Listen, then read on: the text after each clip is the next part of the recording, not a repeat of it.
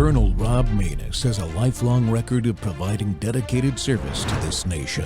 Having worked his way up from the enlisted ranks to full colonel, he served our country for more than 32 years. He has served as a bomber squadron commander, bomb disposal technician, Joint Chiefs of Staff Operations Officer, assisted the National Security Team with the campaign plan for the global war on terrorism. He authored the first theater nuclear war plan and served as the Vice Commander of America's largest airborne intelligence wing. Colonel Rob Maness is a true American hero.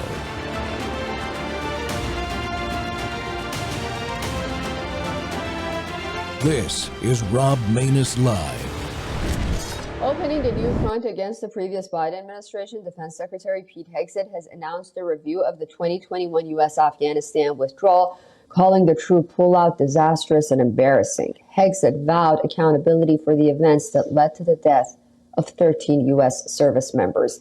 In a memo, Hegseth said that they have an obligation to the American people and to the war fighters who fought in Afghanistan to get to the bottom of it and get the truth. In addition to the deaths of 13 U.S. troops, 170 civilians lost their lives in the chaotic military pullout operation at Kabul International Airport. Sharing his memorandum on social media on the platform X, Hegseth announced the panel will be led by Sean Parnell, the Pentagon's assistant to the Secretary of Defense for Public Affairs. Sean Parnell served in Afghanistan for 16 months in 2006 and 2007 as a platoon leader in Paktika province near Pakistan's border. He was court-martialed as a Marine Lieutenant General and left the service in 2021 after posting videos that criticized senior officials over the troop withdrawal. Parnell will be joined in the review by former Lieutenant Colonel Stuart Scheller, who had pleaded guilty in the Biden administration in 2021 for failure of duty, contempt towards official, and willfully disobeying a superior officer. This after he lambasted senior military officials about that faulty withdrawal. I want to say this very strongly. I have been fighting for 17 years. I am willing to throw it all away to say to my senior leaders, I demand accountability. Accountability. Will we get it with the Secretary of Defense review of the Afghanistan debacle? Welcome to Training Tuesday. The Rob Maness Show is live on Worldview Tube, our X Spaces simulcast. Well, Lieutenant Colonel Scheller was right, in my opinion, and I'm glad he's on the team that the Secretary of Defense has established to conduct this review. We all dedicated years, in my case, the last decade of my 32-year career to defeating the enemy in Afghanistan. Sadly, we did defeat the enemy, but transitioned to a nation-building mission that led directly to the epic failure we saw culminate under the Biden administration.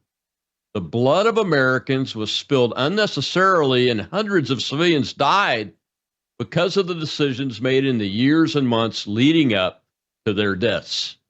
However, no senior officer or civilian decision makers have been held accountable for the tragedy. In fact, today, you'll learn that some have even been promoted to 4-star level and handed command of critically important organizations. I think it's more than appropriate we talk about this review effort today, the day after Memorial Day, the day in which we honor those Americans who've fallen in service to our country.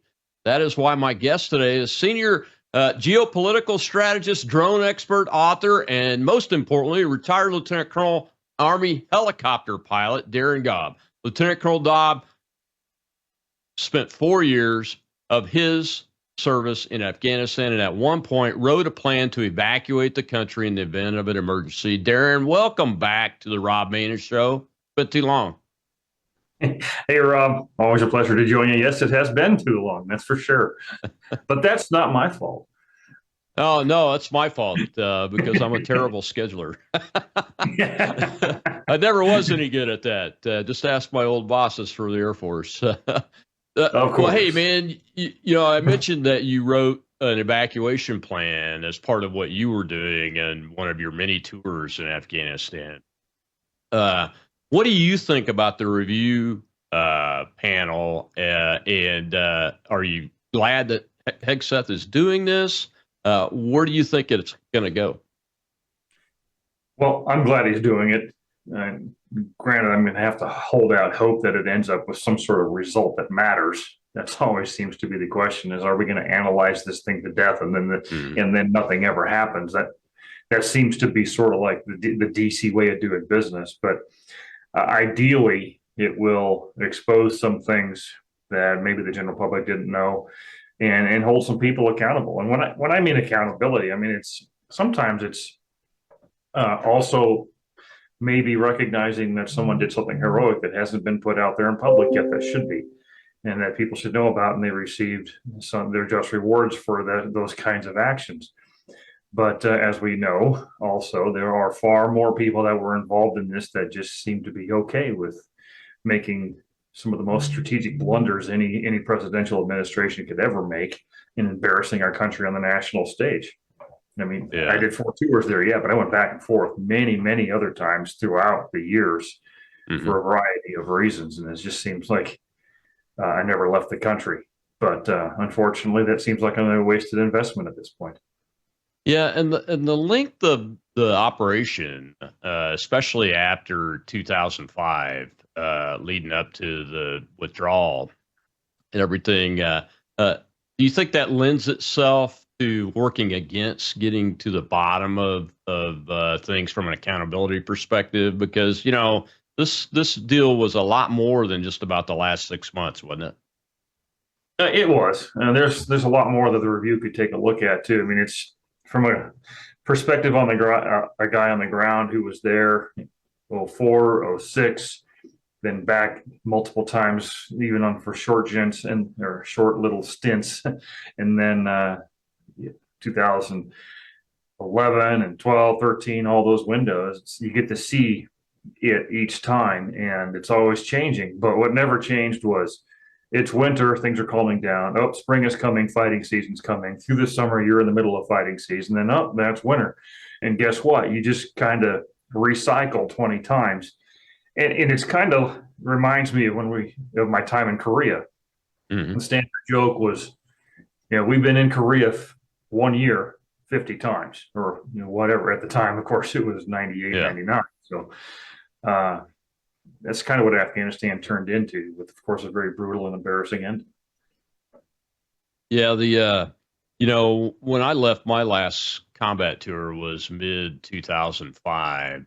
Our out brief with the boss was, hey, when we got here, we asked for the strategy from the Air Operations Center, and the answer we got was, go to your kill box, do your vol time, your vulnerability time, the time you're in the box, and respond when troops are in contact and request it. That was it. That's it. So we told him, look, sir, I mean, we've defeated the enemy to the extent that we intended to at the beginning. Maybe it's time to start, getting the heck out of here and handing this country back over to their people. Unfortunately, that didn't happen.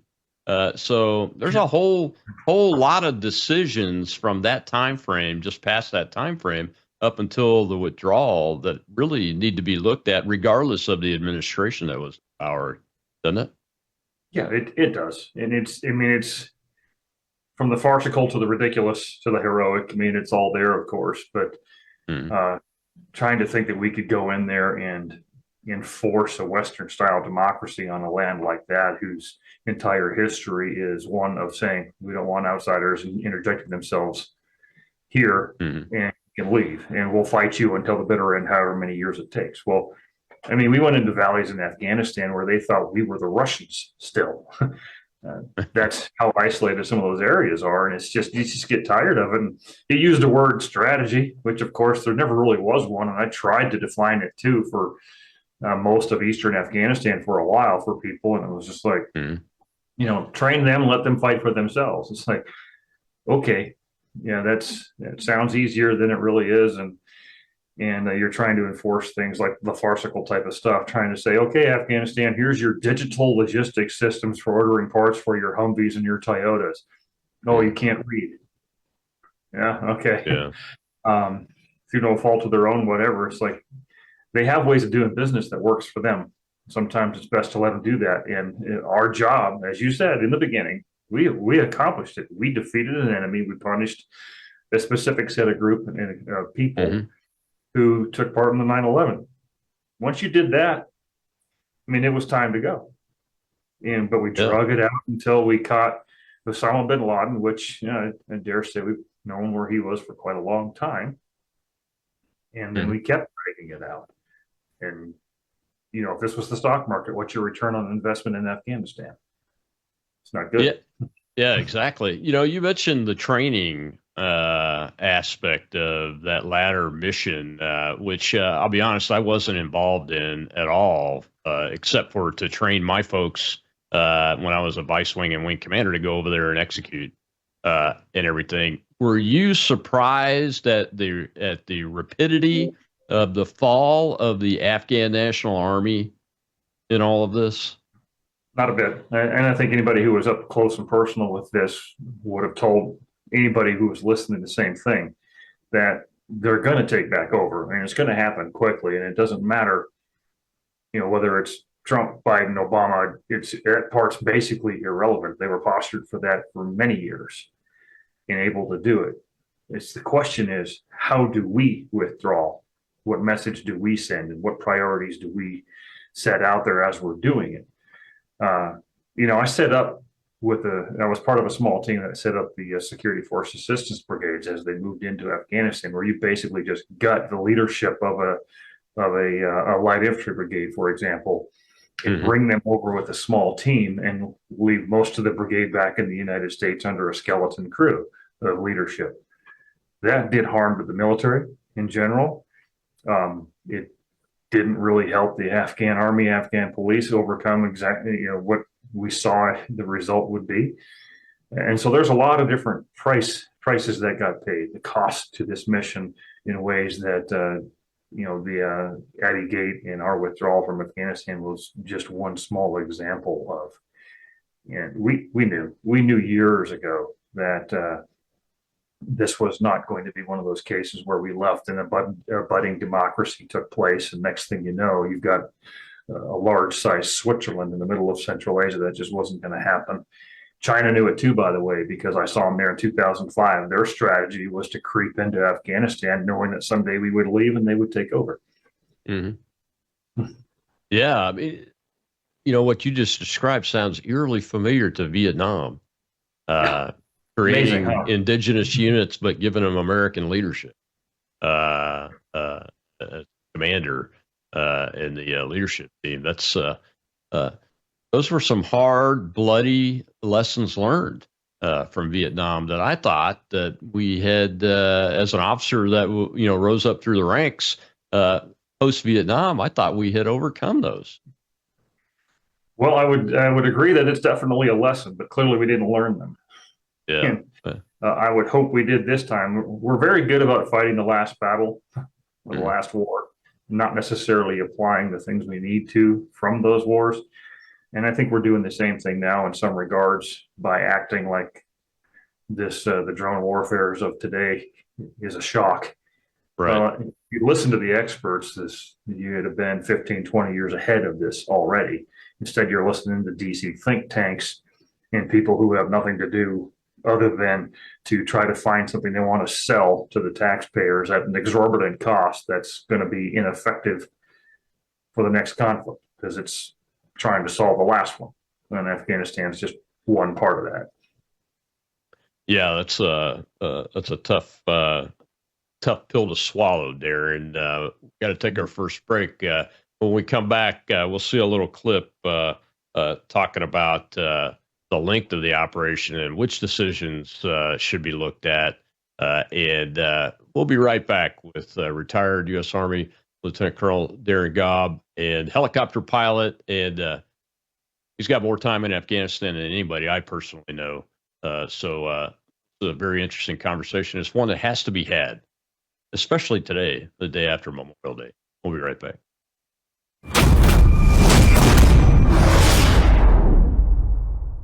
Hello, I'm Brandon House. Is the government tracking you? Do they have access to all your data? Well, if you go to worldviewtalk.com, you'll find out about a cell phone company that, well, does not store your data. They don't do that. This is what they're known for. They don't store your data. You have privacy. You're not being tracked.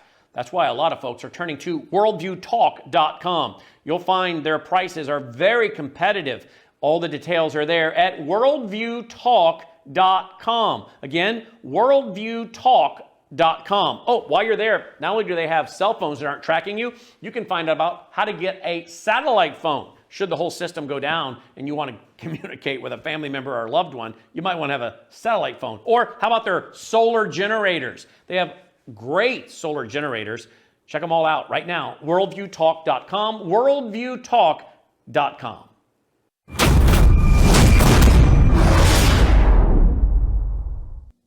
The new review will add to the many completed investigations on the matter. Last year, you may remember that Republican lawmakers, led by Representative Michael McCaul, wrapped up a 2-year review that accused former President Joe Biden's administration of lying to the American people and sacrificing the safety of U.S. soldiers during the Afghanistan pullout. One of these investigators responsible for the McCaul probe findings, a journalist and author, Jerry Dunleavy, will also join Sean Parnell's new investigation team. Hegseth largely blamed the Biden administration for the poorly execution of the end to the war. He also seemed to suggest, like Colonel Scheller, that uninformed military leaders should have resigned in protest rather than carry out the flawed withdrawal plan. But experts say that the review of the Afghanistan withdrawal might not look into some important decisions that took place before. First, the deal President Trump made with the Taliban back in 2020, which set a deadline for the U.S. to leave Afghanistan. Second, why the Afghan military collapsed so quickly, even after receiving billions of dollars in support from the United States. Overall, this means some important questions might not get answered.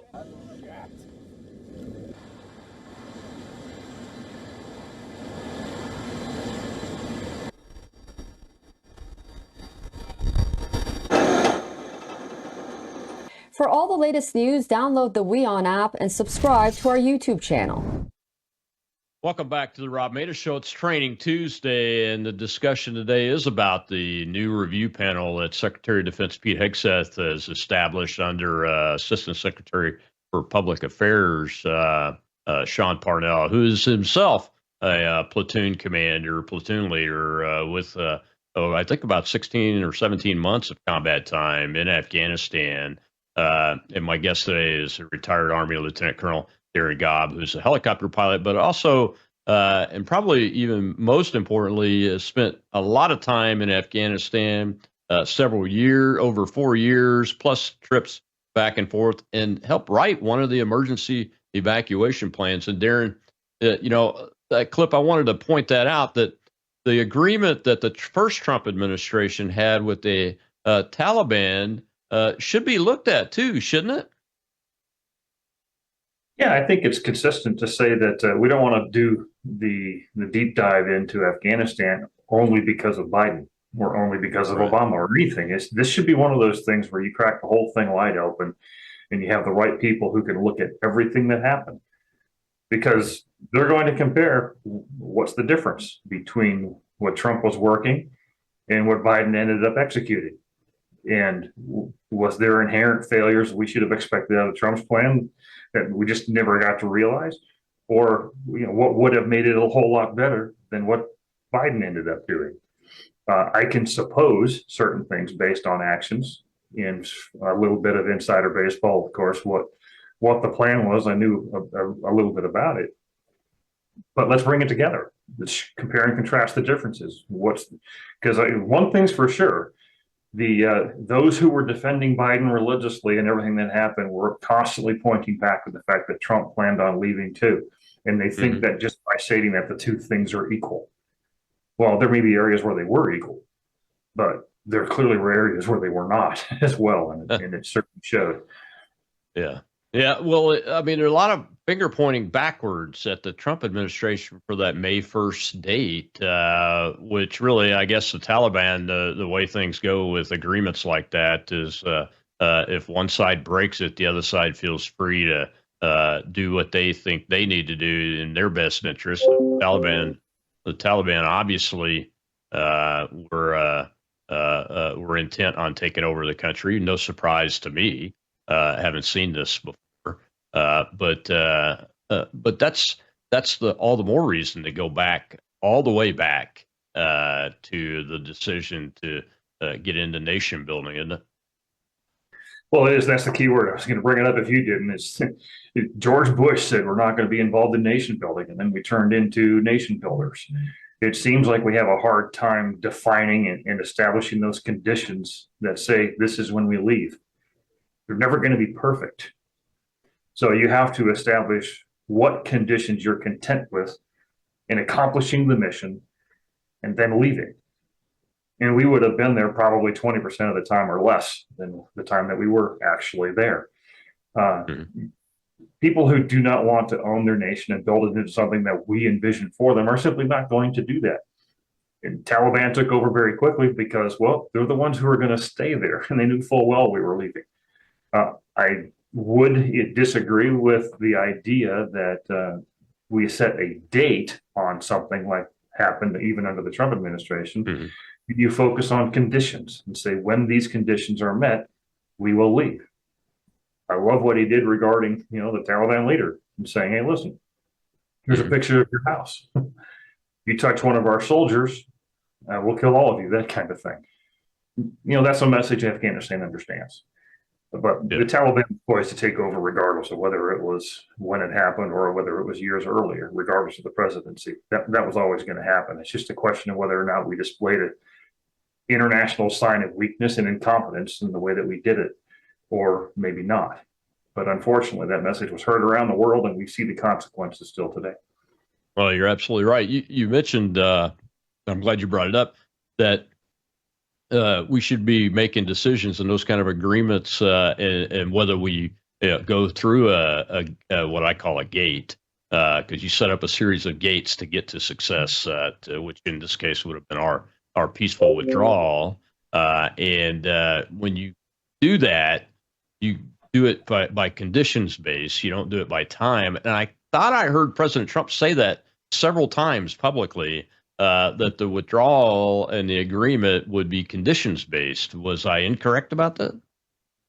Well, he did, absolutely. And I think that part was pretty clear, but there was also a date put out there that, whether it's real or not, it was still something that's out there. And then they needed to continue to make sure that it was emphasized that we're going to leave based on these series of conditions. That I think that was fairly clear. At least for those of us who paid attention to things regularly. One might ask, do the man on the street type interview with people running around New York City or LA or wherever, and ask them, hey, did you hear this? See which one of the two they remember and why. But you can also put a date on it and say, we'll leave by this date if these certain conditions are met. And that's not necessarily inconsistent. I think we've both seen versions of that in the past. But when we up and evacuated Bagram basically overnight and didn't tell anybody, well, there's your first condition, and it was the one that went the opposite direction of where it needed. Yeah, that resulted in what? Somewhere around 5,000 prisoners of war being released from a prison camp that wasn't far from Bagram, if I remember correctly. Is that accurate? It's accurate, and the prison facility was right in the middle of Bagram. I'm very familiar with it, having moved plenty of people to take up residence there in my own way. But and frankly, like I tell people quite often, once you gave up Bagram, the plan I wrote is out the window. It's basically mostly useless. Yeah, you beat me to my next question. What hallmarks of your plan did you see or did you not see? We just got one there, the Bagram Air Base being released. That doesn't sound like it was part of your plan. No, and it was probably one of the most critical. Besides the strategic messaging part and the kind of, rules of engagement restrictions that the people were put under when they got there, the Marines and the 82nd Airborne. And it seems like they kept their hands tied. Still, the way counterinsurgency fights seem to devolve into the strategic corporal thing, where you can't really do anything because it might look bad on camera. But I guess what I found that people really wanted to know about the most was, what's the difference between Bagram to the north and Kabul, which was 15-minute flight maximum for a Black Hawk from Bagram to Kabul. Why such a difference? And the description is kind of easy in some ways. Saying, would you rather do not an exercise, but an actual evacuation like that under fire out of a place like LaGuardia in New York? Or would you rather have a walled-in airbase in the middle of nowhere, easily secured, to do that? The answer there is obvious, but when you expand that even more, Kabul, dual-use airport, civilian and military, dual-use security, lots of different access points if used or exploited correctly. High-rise apartment buildings surrounding the airfield that can easily be exploited from targeting standpoint to photos, and you name it. It's all there, very visible. Most densely populated area, very, very little of it under any kind of control. Bagram, all of that, the opposite. So if you put Bagram out, you change the plan significantly. How many forces you're bringing in, what security is needed, how you stage people, how you move people to that location. I mean, this is a book by itself, just the change of that airfield. Oh, absolutely. It doesn't make any sense to me that you would move from Bagram Air Base, which started out as a Soviet air base, so it was out in the middle of nowhere. And like you said, easily secured, not surrounded by population centers.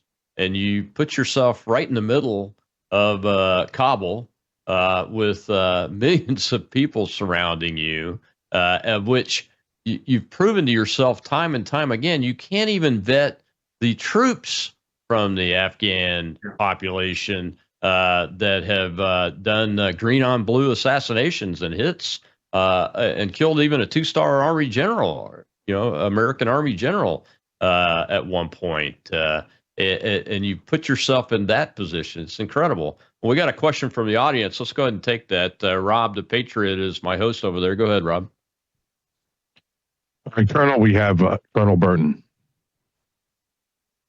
Hey, Colonel Gobb, I want to ask you, the President Trump had spoken about keeping a strategic presence there. Obviously, Iran, Pakistan, centrally located there. Was it, and I don't know if you can even talk about it, but was it truly part of the plan to keep a strategic presence there? And we know of lots of other airfields that we had built up, Dwyer, Leatherneck, Kandahar. Was that part of the plan if President Trump had been in office and this was going to go forward as he was, he said he was getting out of Afghanistan? Was the plan at any point that you know of to actually keep a hard strategic presence, but, like you said, well away from the population areas? Thank you.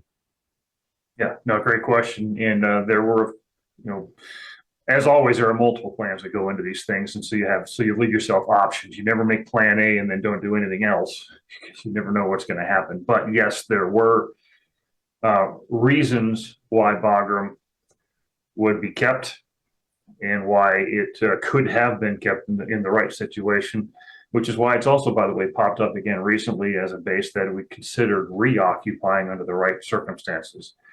And you mentioned with a couple of the countries why.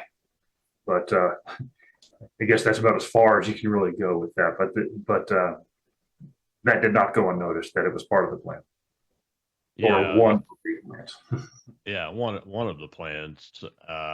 And you would assume that if the president's talking about it, that he had a pretty good concept that he had in mind and was flowing resources to do that. It makes you wonder what part of the plan didn't get followed by the Biden administration and why.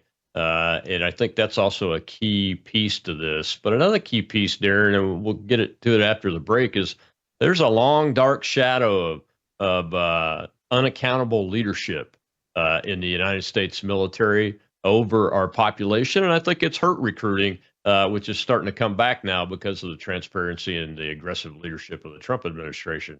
But we've got to talk about those leaders that not only survived these huge errors in judgment, but got promoted. And we'll be right back with Darren Gobb, my guest today on Training Tuesday, talking about the review of the Afghanistan debacle.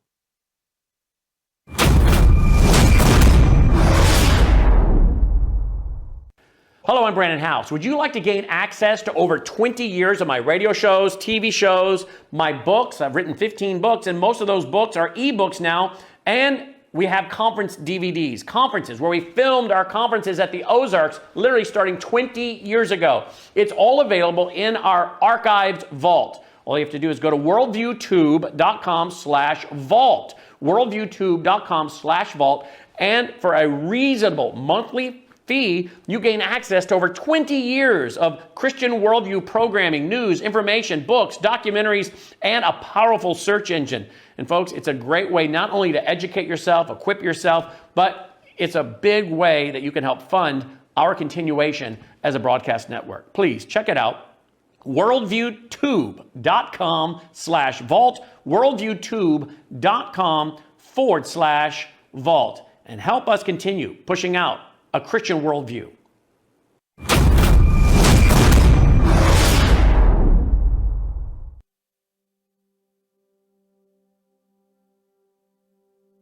I'm here to announce the completion of our withdrawal from Afghanistan and the end of the military mission to evacuate American citizens, third country nationals, and vulnerable Afghans. The last C-17 lifted off from Hamid Karzai International Airport on August 30th, this afternoon, at 3:29 p.m. East Coast time, and the last manned aircraft is now clearing the airspace above Afghanistan.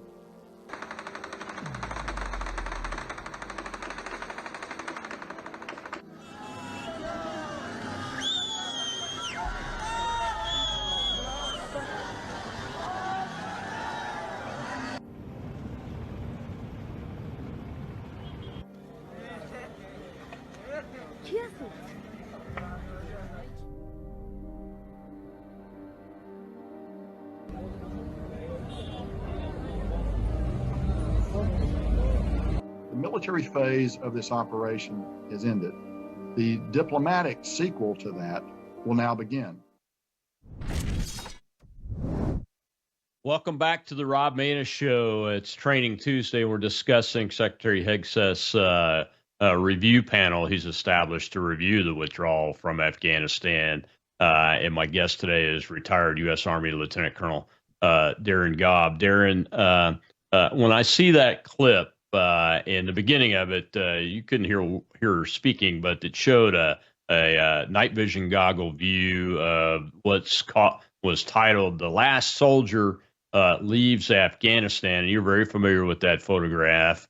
It shows the general, I think, was in charge of the 82nd Airborne and the entire task force operation at Kabul Airport, walking up the ramp of his aircraft, but it just reminds me, and the whole clip there, even from General McKenzie, just reminds me of the lies, the incessant lies that I watch senior leaders of the United States Armed Forces tell Congress and the president and the public year after year after year. We're winning. Oh, this is the last guy to leave Afghanistan right here. We're off to a diplomatic sequel now, and there it just.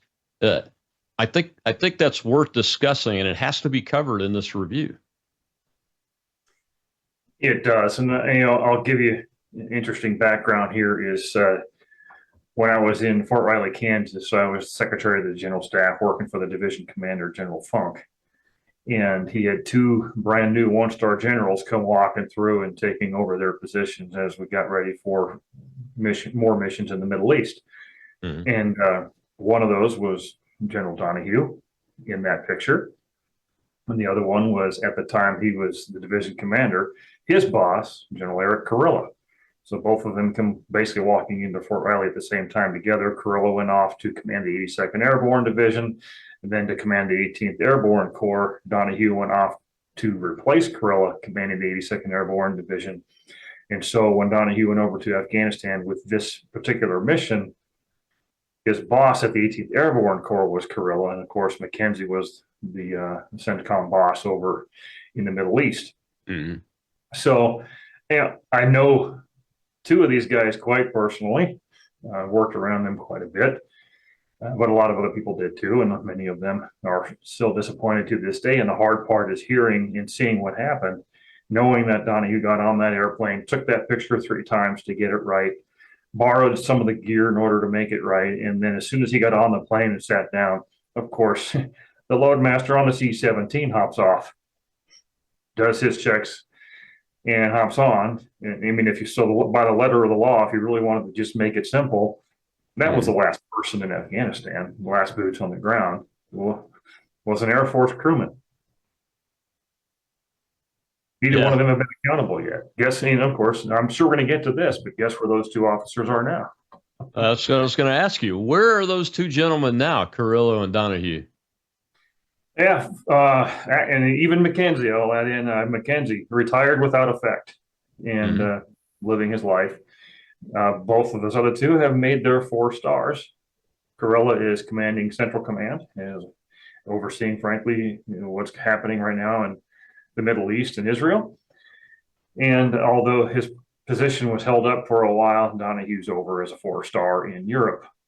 So, some of us uphold our oaths, sacrifice greatly, and end our careers early because we did it. Some people adhere to whatever the agenda is and just follow whatever orders are given blindly, and promotions are your result. Yeah, what does that say about where we want to see some results from this review from that perspective? What do you want to see from it that's actionable about the leadership and accountability? Well, I think there's 2 sides of this, but when it comes to the uniform side that I'll focus on, if the initial results warrant it, there's nothing wrong with setting up a courts martial and saying, hey, we're going to put these people, whoever these people are, before a court martial commuting authority and put them through that process. Now, what a lot of people don't understand who haven't worn the uniform before is that a court martial can be everything from complete exoneration up to jail time. I mean, all points in between. It doesn't assume guilt. It doesn't assume anything, which part of the reason why I can't be on that panel, or at least any kind of courts martial jury, because, well, I think my opinion's already been well known. But you can do something like that, and maybe, a 4-star general whose last honorable rank served was as a 1-star or as a full colonel, whatever that may be, they can be demoted to that rank and then retired. Or it can be more extreme, or it can be virtually nothing if the situation warrants it and there's not enough proof, or whatever that situation may be. I think that would be actionable. And then there's the civilian side of things for those who may have been involved, and they have their own way of doing that. And frankly, I lay the whole thing regardless in Biden's lap. He owns the whole thing, no matter how much he runs. Well, yeah, he was the commander in chief, and I guess there has been some accountability to the voters. The American people have held him accountable. His party lost its reelection to the position. I'm not gonna go into this show whether he was really president or not because of his mental capacity. But we all know that decisions were being made by a group of people unnamed. And I think those folks need to be found out and held accountable and their roles identified, really, don't you? I agree. I'm going to name drop. I'll just use the name Susan Rice, and we can go from there. But that's one of the people. You've got all these people hiding out in dark and shady places at the White House, Department of Defense, and elsewhere, who are constantly on the negative side of anything that happens for the United States and the countries we're trying to work in. I guess another name I would throw out there might be, where's Victoria Nuland in all this? Kind of like the ghost of everything that has failed in Ukraine.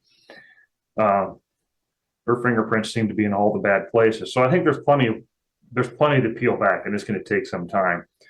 my concern turns into, if nothing happens and business just kind of goes on as usual, you're going to see a lot of trust lost in the veteran community.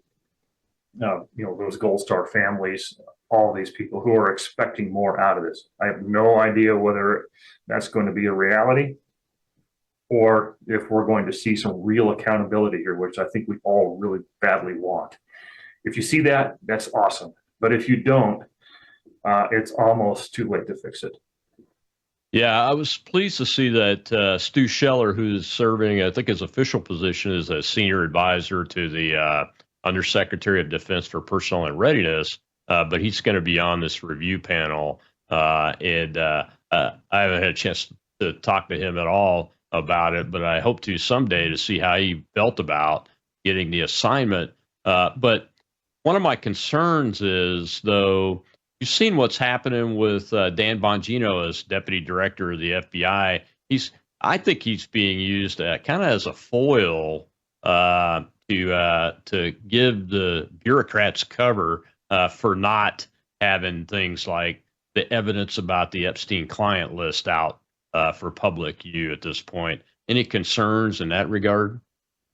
I'm always concerned about that kind of stuff. I mean, I hear like Pam Bondi talking about how we got to review these and there's 10,000 victims and it's going to take a while. And okay, that may be true, but the trust of the American people right now is rock bottom with any kind of federal bureaucracy and anybody who seems to be putting more effort into doing television interviews than exposing the underside of everything that's happening.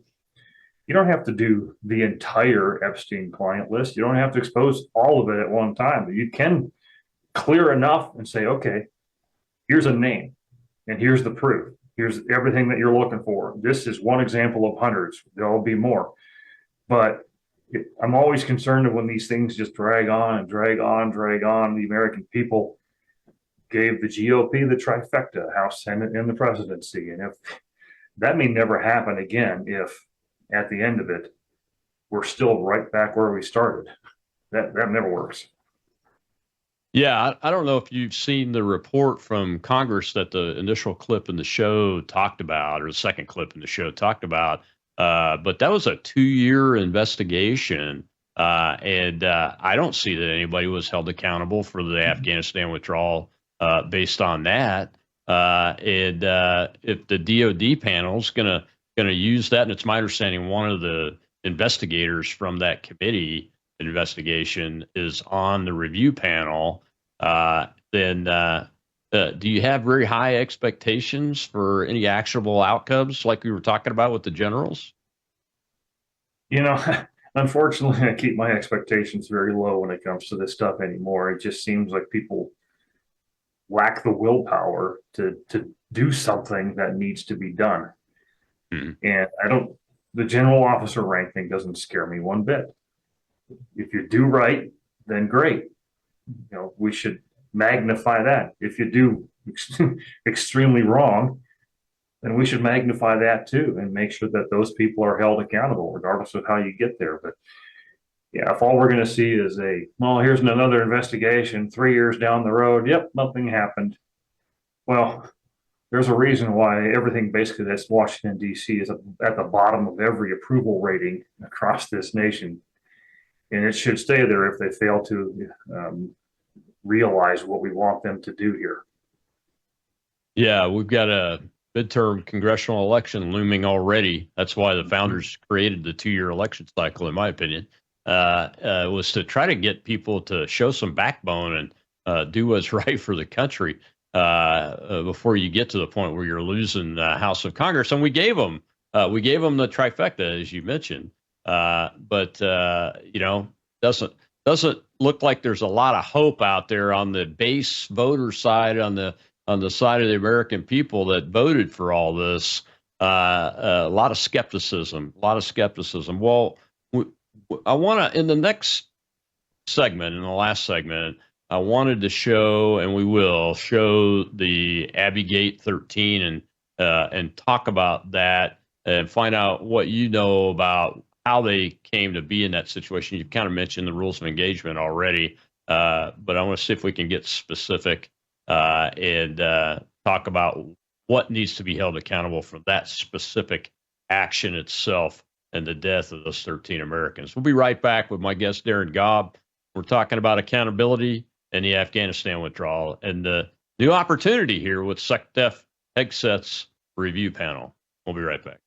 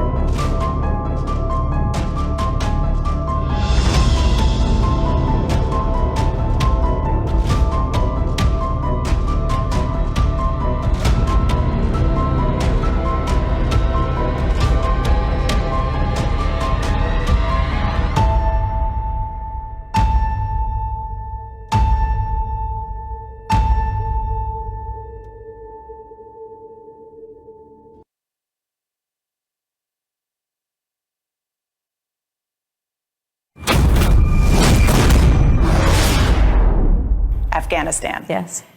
Were you the last person in the room? Yes. And you feel comfortable? I do. Dozens were killed when multiple bombs went off near Kabul's Hamid Karzai airport Thursday. We know that at least 13 U.S. service members were killed in the blast. He claimed that on his watch, we have not lost any American troops. The lives of no American troops have been lost as long as he's been president. Obviously, that is not true. Apparently, he's already forgotten about the 13 American heroes who were lost with his disastrous withdrawal from Afghanistan. These are their names, Mr. President. These are their names. Marine Staff Sergeant Taylor Hoover. Marine Sergeant Johanny Rosario Pichardo. Marine Sergeant Nicole G.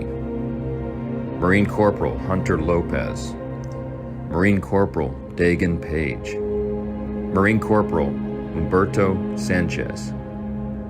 Marine Lance Corporal David Espinoza. Marine Lance Corporal Jared Schmitz. Marine Lance Corporal Riley McCollum.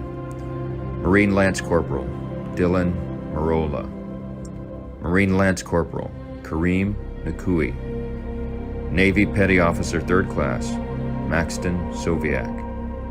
Army Staff Sergeant Ryan Knaus. We will honor their memory. We will honor their memory and we will say their names at every opportunity on this day after Memorial Day 2025, not because we have to, but because our country depends on that honoring of every warrior that's lost and fallen in combat. Every one of them. That's why we do that day. Those Americans, their sacrifice is what creates the America of tomorrow for my grandchildren and your grandchildren. So we'll always do that. And when something unique happens that causes the deaths of Americans in uniform unnecessarily because of poor decision making and planning, we should make sure that we talk about it incessantly until there is accountability. And that's why my guest today is retired U.S. Army Lieutenant Colonel Darin Gobb, who's also was a Black Hawk helicopter pilot in the Army, a planner, a graduate, I believe, of the highest graduate school that an Army soldier officer can achieve, the SAMS class. And Darin, I couldn't let this day go by without showing their names and talking about that and talking about this part of this operation, because those of us that understand rules of engagement and have fought in these types of situations could see it even in the public media broadcasting clips that were being shown we could see that there were some decisions being made that put these kids at risk, couldn't we? Yeah, and I guess it's a victim of the continuing process of nation building and counterinsurgency fighting, that over time you become less and less willing to accept any kind of risk, either on your own people, or you accept more risk more on your own people than you do on the population of the country that you're in. And that just manifested itself in this case quite publicly, and it was horrible, because as we heard in testimony, that they had eyes on the person who they were fairly certain was the bomber. And even if the person wasn't, what you have to look at is, who gave the commands, who gave the orders, both from the restricted rules of engagement down to actual radio calls on site at the time. And my friend Michael Yon, who you may have heard of, one of those guys who was there, can talk about the details in very specific detail, all the way down to individual people at the Abbey Gate, because he was there. And my perspective, watching it from this end, of course, was that rules of engagement did not allow for these soldiers, sailors, airmen, and Marines to succeed in that situation, because everybody was concerned about how restrictive they were. That's not a judgment, by the way, on those soldiers, sailors, airmen, and Marines at all. They wanted to go there to succeed. They wanted to get the mission done, get it done right, and get home. And they would have done whatever was necessary to do so. They assumed a lot of risk regardless, because of where they were, and they just answered the call of their nation, where the politicians sent them. There's plenty to learn from it. But this is why this review needs to be more than just the last few years. It needs to go back a while. How did we grow into a military in Afghanistan where we essentially just tied our own hands and feet and asked, why aren't we running? Yeah. It's, I go back to the lies. And even after this, when we killed a man and several members of his family, and we lied about it and said that he was the bomber or the planner. I forget exactly what they called him, but he was the key figure in this bombing. It turns out he was actually working for a nonprofit that was helping us. Yeah. Remember that diplomacy that was taking over there at the beginning when you showed General McKenzie's video? Yeah, that diplomacy is apparently just lots of cash getting sent to the Taliban in hopes that they've suddenly turned into a peaceful group of people who are trying to do something for the good of their people, for the good of their nation and the people who live there. Clearly not. Yeah. They should never have expected that. And by the way, on top of that, let's just go ahead and leave you all kinds of small arms, vehicles, helicopters, billions of dollars worth of equipment, and just make sure that this meant that this failure is as large and as public as possible. And we've seen the consequence in the wars that are still ongoing today. Would you say that they're probably the best armed third world nation in the world now from an armaments perspective? Certainly seems like it. I mean, I'm not going to say that their maintenance standards are very high, but I think the easy way to describe it is we went into Afghanistan to crush the Taliban, established a counterinsurgency to remove all these militants, and we left 20 years later with both of them being stronger than when we showed up. Yeah, and able to have an impact on their neighbors, Iran and Pakistan, right? They already are. Iran and Afghanistan are having wars over water access. Pakistan has become less of a friend to Afghanistan as they exchange militant bases and firing things back and forth. Afghanistan's become a better armed version of what it was before. Yeah, exactly. We're part of it now. As we go forward with this review, I haven't seen all of the members that have been appointed yet. I don't know if you have or not. What do you think is the optimal size of this team, and what other players besides Mr. Scheller, Mr. Parnell, and this individual, I can't remember his name. I saw it very briefly. Came on as was the investigator in the congressional committee.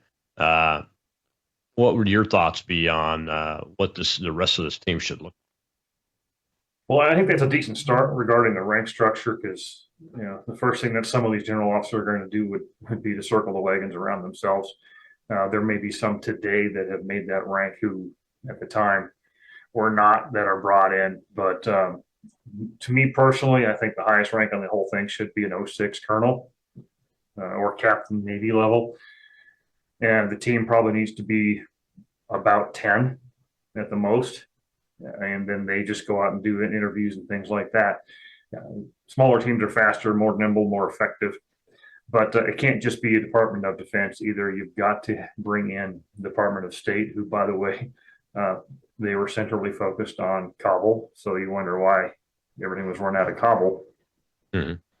That's important to remember, that Department of State was really kind of like the head honcho in a lot of this, as opposed to the Department of Defense. So you got to have some state functions, and there's some other little functions that will fill in there. But I think the message of putting Scheller in charge is the message that needs to be heard, just like they turned Matt Lohmeyer into Vice Chief of Staff of the Army, or Vice Secretary of the Army, excuse me. And, Air Force.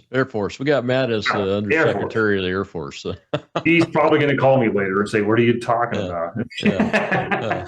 But, he would have called me if I hadn't corrected you. I'm the Army guy and I'm a pilot. What can I say? It's all confusing. But I think it needs to be small. Definitely got to get state in there, but you got to keep them nimble and adaptive and able to move. But you don't want to make this look like another one of those circus charades where you just bring in a whole bunch of high-ranking individuals whose goal will ultimately be to cover for the government rather than expose the truth. Well, I was going to ask you, do you think that those ranks you mentioned should be civilians? I'm not so sure. I think there should be any active duty officers on this. I like the fact that Parnell was a platoon leader. It has combat experience. Scheller obviously does. He was a lieutenant colonel, I think. But the core of officers that we've grown the last 4 to 6 years has been really tainted with things like DEI, wokeism, CRT. You name all the initials of Marxism indoctrination that we've seen there. I'm not so sure that we should have anybody in uniform on this. Yeah. No, I don't want anybody in uniform. I want people who may have at one time worn it, but not wearing it now. I've told people if I was called, I would join it because I have a lot of information, a lot of expertise in the area. But you don't want to bring anybody. I think you should be on it. I'm glad you brought that up. I think you should be on it. I almost didn't say it. I definitely think you should be on it with your experience in the planning and all the experience you have in the country. And what about the intelligence? Before we get to the end of the show, the intel side of this, should that be represented? Should Gabbard or DNI Gabbard appoint somebody or a couple of people to come in and be on this team?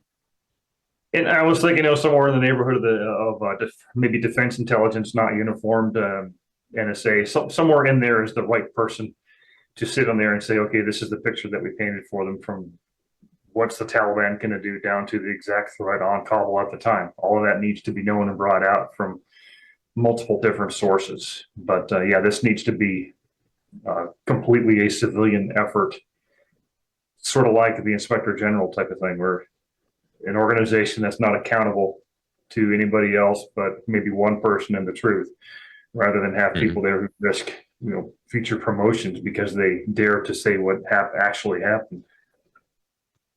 Yeah, I mean, we need people that have no concern about being promoted or continuing in uniform or even continuing in the civilian world, but have the right experience to be able to look at this with a cold, objective eye. It's one of those things, kind of like being on the jury. Like you, I would be conflicted out of any jury on a court-martial for these, but I think it's the right place to have people that are involved in the combat operations, the planning, and the training of the troops to send them over there. I can't get it off my mind that even as a colonel, after I had not been in combat for 7 years, when I retired, I was still pinning bronze stars on my EOD team that I was sending over, and my cops that I was sending over during 2011 before I left the Air Force. Well, Darren, thank you so much for coming on and talking about this. I appreciate you helping me honor the Abbey Gate 13 again, and we can assure their parents that we're not going to let any stone go unturned, no matter whether anybody's a formal part of an investigation or not, my friend. Yeah, I appreciate you having me on, and I would add that I think we definitely need a former non-commissioned officer on this panel as well, because nobody can make some things straight like the sergeants of the world. So happy to be on the show, and thanks for having me on, and hopefully we can continue this discussion and see some results when this is Absolutely. done. Absolutely. I got to get you back on to talk about your paper you wrote, your thesis you wrote about drones, because there's a lot to talk about that and artificial intelligence. Retired Lieutenant Colonel Darren Gobb. Tomorrow is Whistleblower Wednesday. We'll have a surprise guest for you then.